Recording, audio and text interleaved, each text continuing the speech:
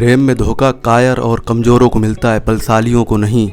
तुम कमज़ोर थे इसलिए तुम्हें धोखा मिला और ये तुम्हें मिलना ज़रूरी भी था। मेरे प्रिय आत्मन, आज का जो विषय है हमारा, वो विषय रहेगा प्रेम।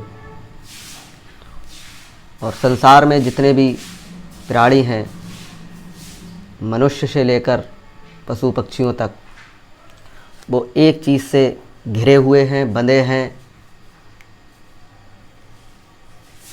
जिस चीज़ की बेड़ियाँ से वो जकड़े हुए हैं, उस पर मैं आपसे बात करूँगा। सबसे पहले आप एकांत में बैठ के सुनिएगा इसको, और समय नहीं है सुनने का एकांत में तो मत सुनिएगा इस वीडियो। जब समय मिले तब सुनिएगा, लेकिन एकांत में बैठ के सुनिएगा। सिर्फ आपके लिए स्पेशल ये संदेश है, ये मैसेज है। और इस मैसेज को, इस संदेश को पहुंचाने का सिर्फ एक ही उद्देश्य है कि आप घिरे हैं, जिस दंदल में फंसे हैं, उससे निकालने का प्रयास होगा। तो जो विषय है वह है प्रेम। प्रेम संसार में प्रत्येक प्राणी की मूलभूत आवश्यकता है, ऐसा हमने पढ़ा है आज तक। इन सारी बातों को आज हम समझेंगे। आप सभी के साथ ऐसा हुआ है, इसमें कोई डाउट नहीं है, कोई संदेह नहीं है। जिसको आपने चाहा उसको किसी और ने चाहा, किंतु जिसको आपने चाहा उसने आपको ना चाहा, उसने उसको चाहा। फिर से समझ लो ये बात, जिसको आपने चाहा उसको किसी और ने चाहा, किंतु जिसको आपने चाहा उसने आपको ना चाहा, उसने उसको चाहा। प्रेम में यही होता है। मैं आपके प्रेम की बात कर रहा हूँ, और आपका जो प्रेम है वो बहुत ऊपर ऊपर का प्रेम है, उसमें कोई गहराई नहीं है। सबसे पहले तो आपको प्रेम करने के लिए दूसरे की अगर आवश्यकता पड़ रही है तो आप कायर हैं, आप वीर नहीं हैं, आप पागल हैं, आप बुद्धिमान नहीं हैं।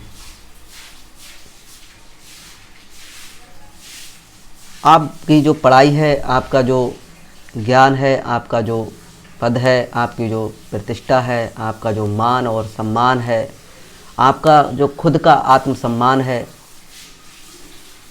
वो सब व्यर्थ है। जब आपको दूसरे की आवश्यकता पड़ रही है, इसका मतलब आप कायर हैं, आप अकेले हैं।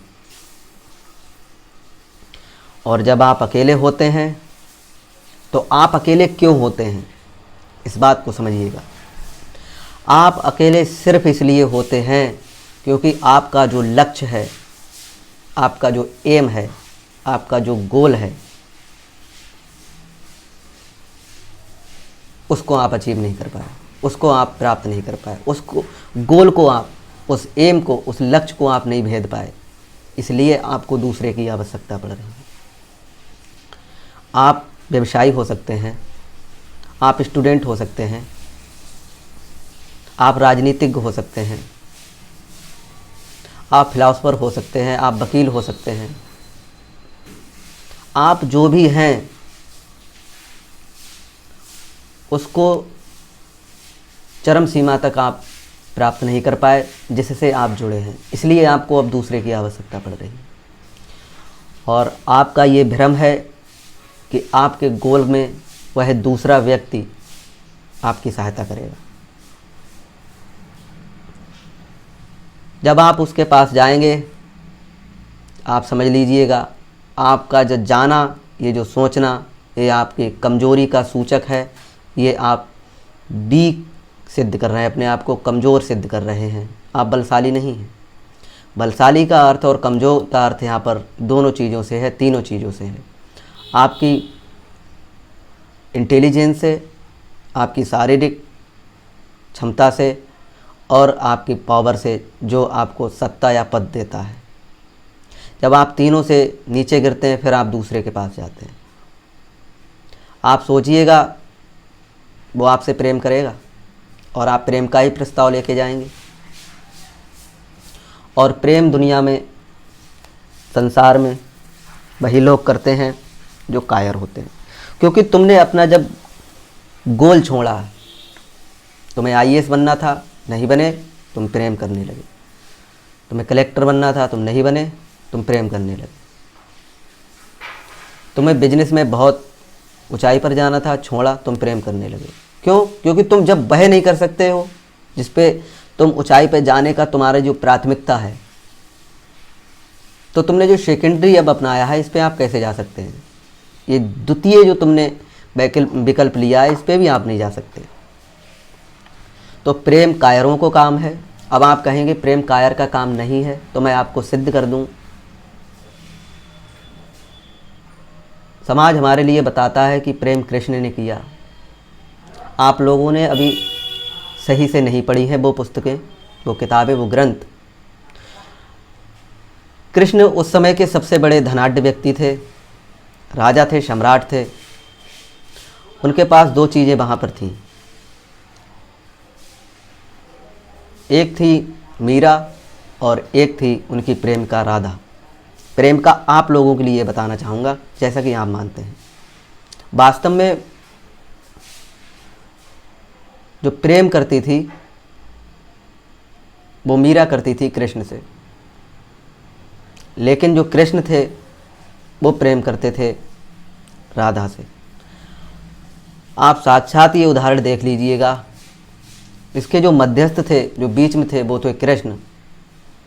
अब आप समझिए कि कृष्ण ने प्रेम राधा को किया, क्या राधा ने किया?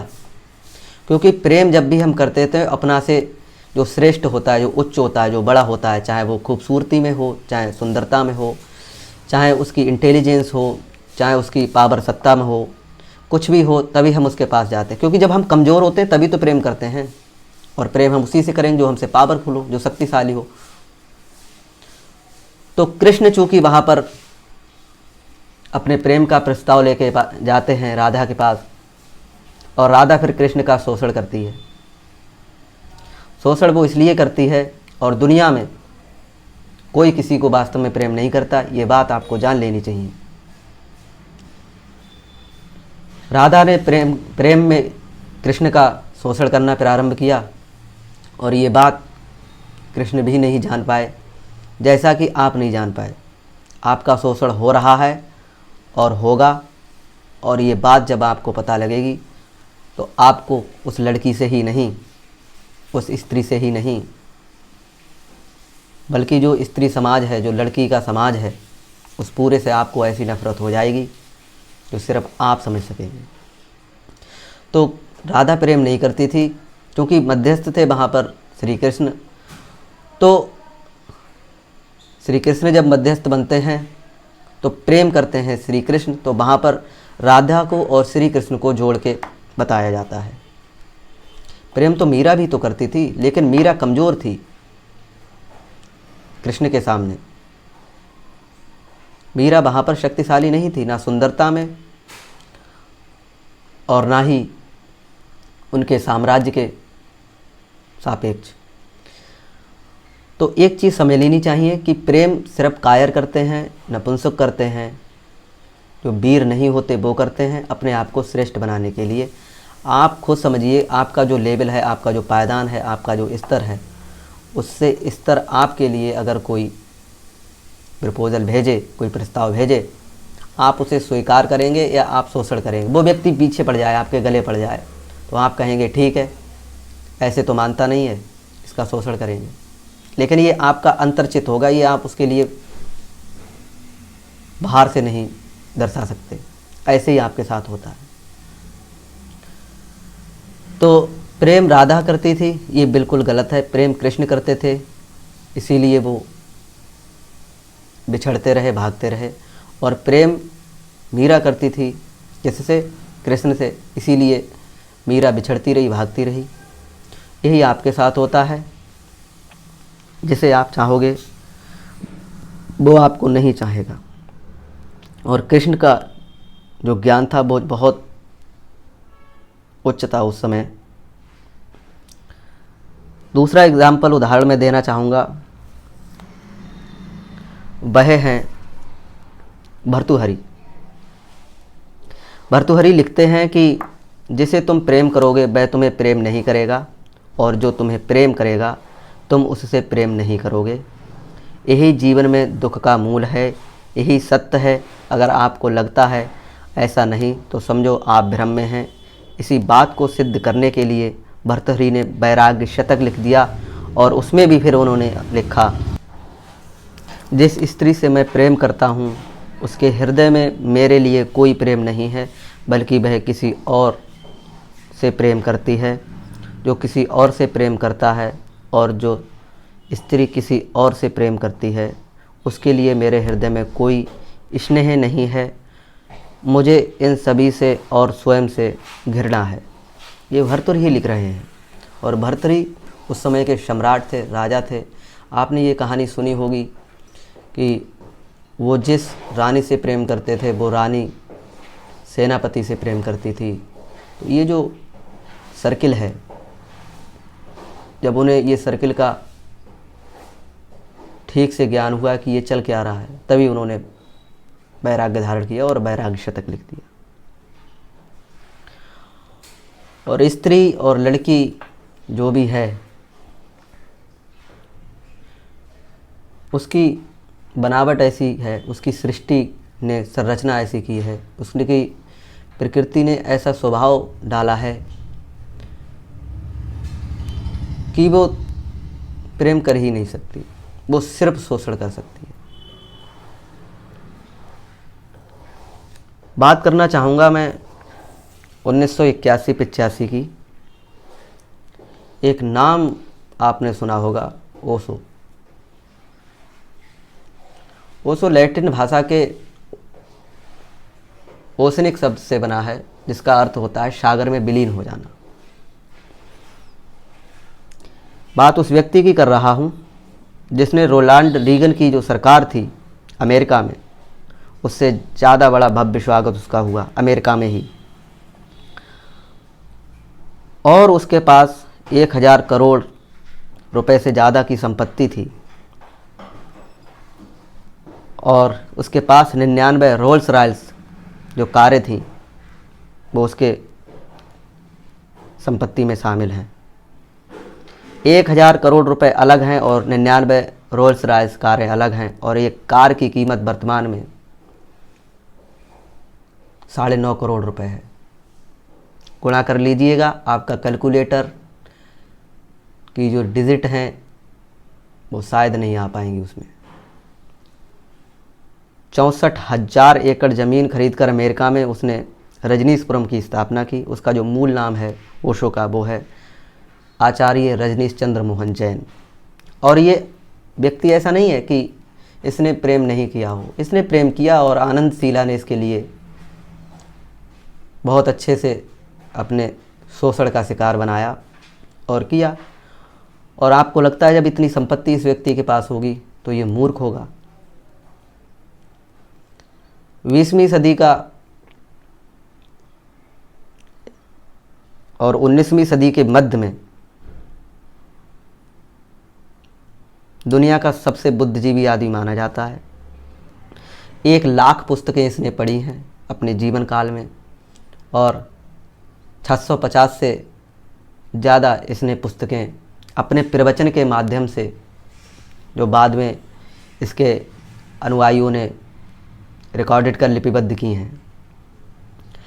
इसको धोखा मिला और ये धोखे को नहीं समझ पाया।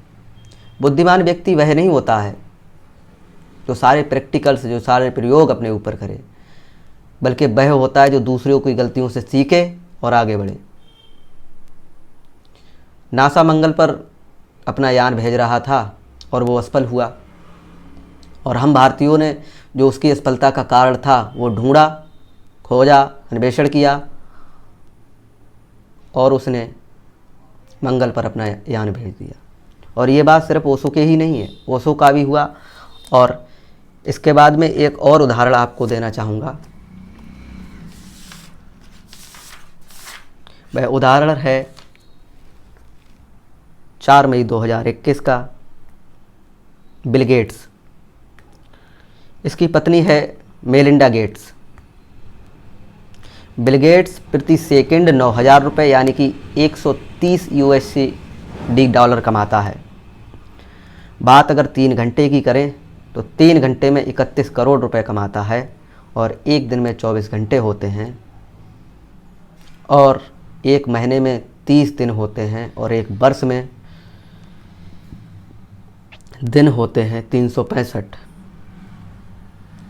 एक साल की कमाई की अगर हम बात करें तो आप संख्या नोट कीजिएगा, 286753296000 इतने रुपए सालाना कमाता है। और ये भी कोई मूर्ख व्यक्ति नहीं है। और मेलिंडा गेट्स इसके लिए तलाक दे देती है।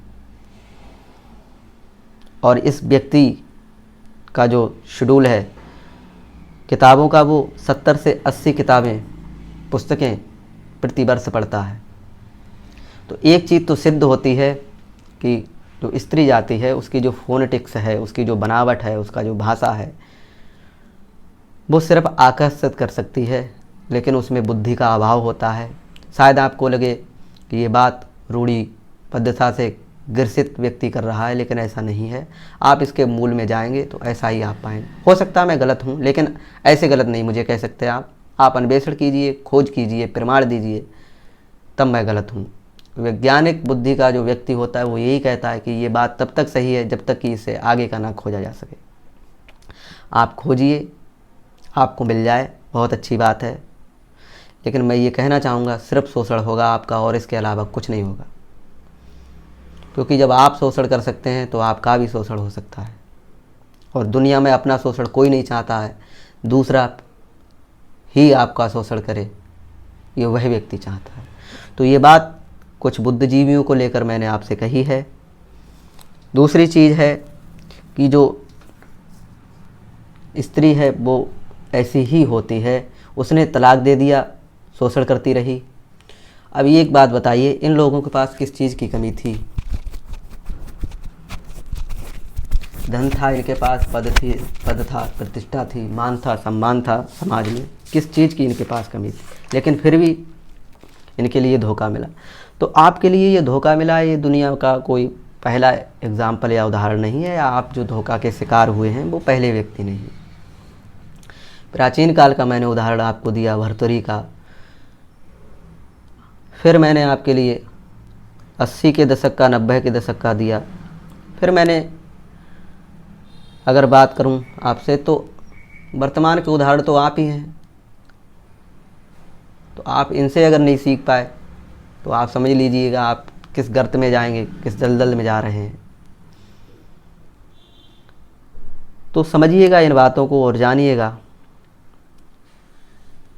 और ऐसा ही होता है, स्त्री के ये मूल में नहीं है कि वो आपसे प्रेम करे, वो आपसे शोषण करेगी। वो आपसे प्रेम चाहेगी और प्रेम हमेशा गुलामी का सूचक होता है। ये भी चीज़ आपको समझनी होगी, क्योंकि जो गुलामी है वो आप स्वीकार नहीं कर पाएंगे। और जब आप गुलामी स्वीकार नहीं कर पाएंगे तो दिक्कतें आएंगी। और प्रेम गुलामी का ही प्रतीक है। आप गुलाम बनना चाहते हैं, आप प्रेम कीजिएगा। आप स्वतंत्र रहना चाहते हैं तो आप प्रेम मत कीजिएगा। जिसे आप प्रेम कह रहे हैं, मैं उसी प्रेम की बात कर रहा हूँ। और ध्यान रहे, आपके जो प्रेषी हैं वो वैश्या से कम नहीं है। क्योंकि वैश्या क्या करती है, वो आपसे धन लेती है और धन के बाद आपके लिए अपना शरीर उस समय के लिए समर्पित कर देती है। और आपके साथ भी यही होता है, आपसे भी धन लिया जाता है और आप देते हैं। कोई फ़र्क नहीं है, कोई अंतर नहीं है। आप स्टूडेंट हैं तो घर से पढ़ाई के खर्च के बहाने पैसे लेते हैं और उसका सिम कार्ड रिचार्ज कराते हैं, उसको नया फ़ोन लेके देते हैं, उसकी स्कूटी में पेट्रोल आप डलवाते हैं, उसकी कार को आप पेट्रोल डलवाते हैं, डीजल डलवाते हैं, उसके लिए खाने का बंदोबस्त इंतज़ाम आप करते हैं और वो आपको क्या देती है और क्या देता है, दोनों यहाँ पर डिपेंड। अगर लड़की हैं तो लड़का समझिएगा और लड़का है तो लड़की समझ लीजिएगा, यही होता है। भोजन और काम वासना यानी कि जो शारीरिक संबंध, ये दोनों जुड़े हुए हैं एक दूसरे से। भोजन और काम वासना दोनों जुड़े हैं। भोजन तुम्हारे अस्तित्व के लिए ज़रूरी है, व्यक्ति और काम वासना समाज के अस्तित्व के लिए ज़रूरी है।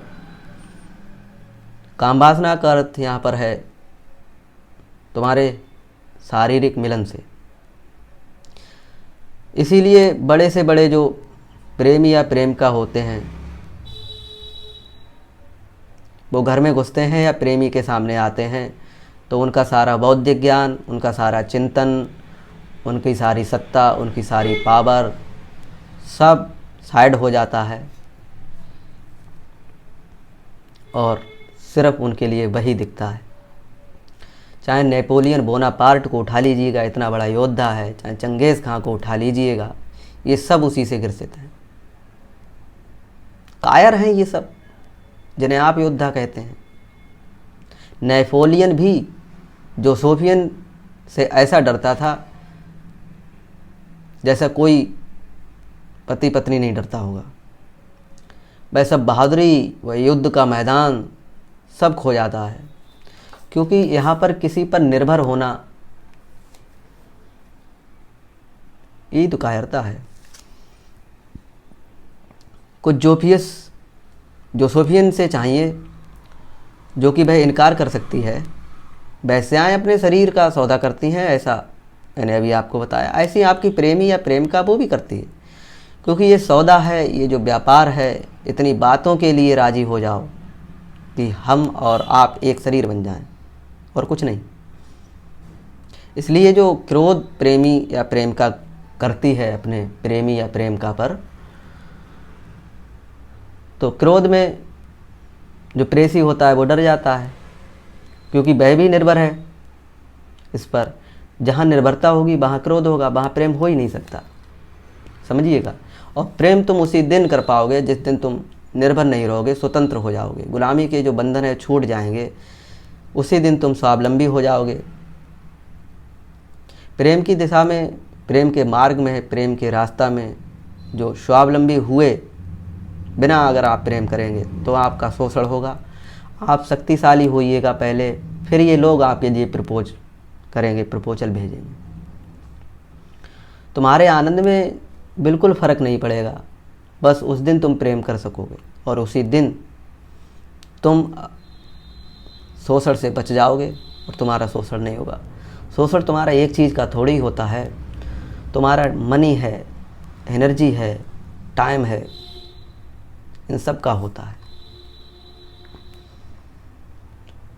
और ऐसा ही नहीं, मैं आपको ये समझाने का प्रयास कर रहा हूँ और मेरा ये प्रयास बिल्कुल विफल है, क्योंकि आप इसे धारण नहीं करेंगे,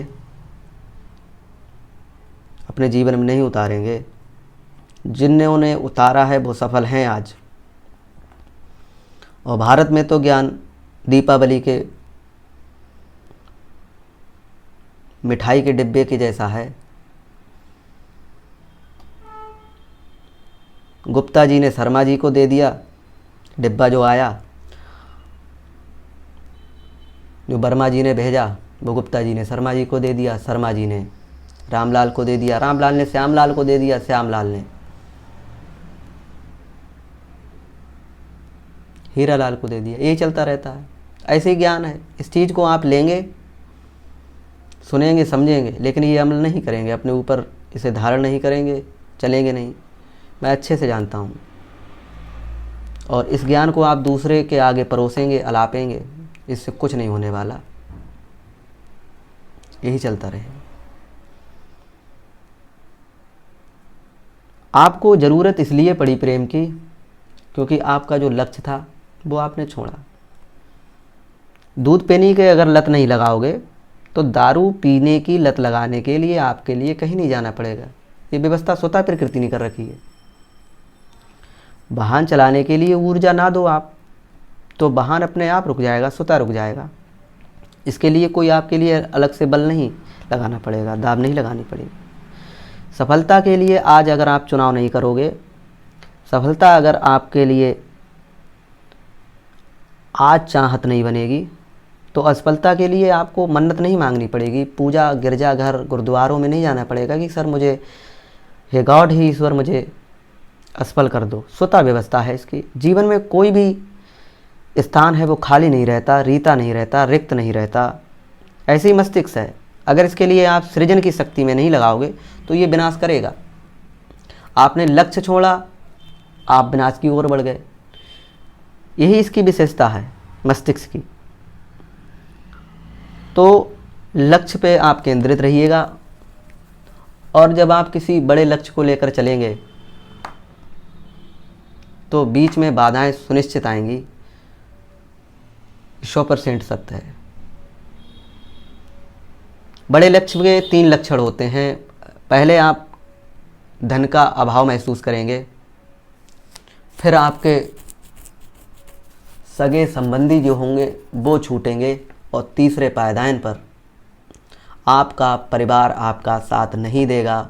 और ये 3 लक्षण, ये 3 गुण, ये 3 इंडिकेशन, ये 3 प्रतीक अगर आपके लिए मिल रहे हैं, आप समझ जाइएगा आपका प्रयोजन बड़ा है, आपका लक्ष्य बड़ा है, और इसे सिर्फ आप ही कर सकते हैं।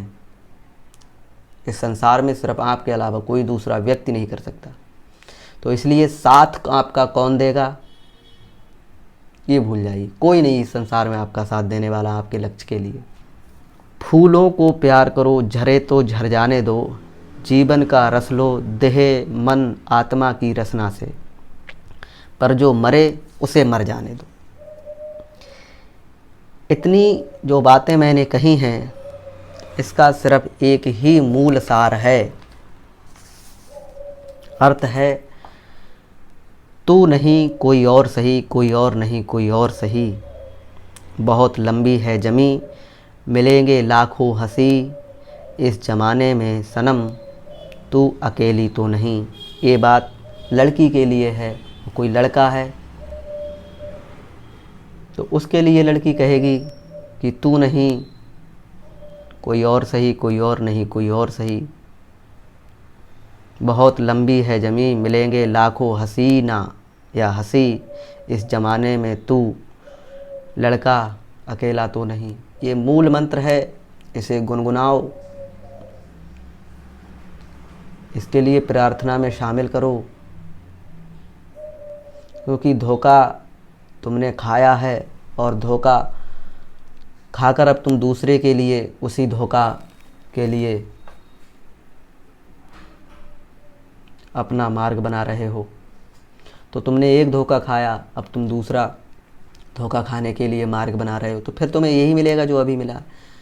सुधर जाओ, संभल जाओ, अपने पैरों पे खड़े हो जाओ, अपनी मन बुद्धि को सही से लगाओ कि ये वास्तव में क्या कर रही है, क्या कर रहा है हमारा मन। इस संसार में 7 अरब लोग हैं, तो 3.5 अरब इसमें स्त्रियां या लड़कियां होंगी और 3.5 अरब लड़के या पुरुष होंगे। तुम इतने कायर अपने आप को क्यों समझ रहे हो कि उन 3.5 अरब में से आपको हटाकर जो एक कम है, आप उनमें से किसी को अपना नहीं बना सकते जो आपका दायरा है उसके अनुसार, लेकिन बना सकते हो आप अपनी कायरता को पहले हटाओ, तब आप बना सकते हो। अभी आप जाओगे, लातें खाओगे, शोषण अपना कराओगे और चले आओगे, और आप दोनों भ्रम में रहोगे, चाहे वो लड़की हो या लड़का हो। तो ये मूल मंत्र है, इसको अपने जीवन में धारण करो, उतारो, गुनगुनाओ। तू नहीं कोई और सही, कोई और नहीं कोई और सही, बहुत लंबी है जमी मिलेंगे लाखों हंसी, इस ज़माने में सनम तू अकेला तो नहीं, ये तू अकेली तो नहीं। समझिएगा इन बातों को, मेरी बातें गलत हो सकती हैं, मैं खुद गलत हो सकता हूँ, मेरी बातों को इसने प्रेम, शांति और एकाग्रचित होकर सुना, इसके लिए मैं बहुत अनुग्रहित हूँ। और अंत में सभी के भीतर बैठे परमात्मा को प्रणाम करता हूँ। मेरे प्रणाम स्वीकार करें।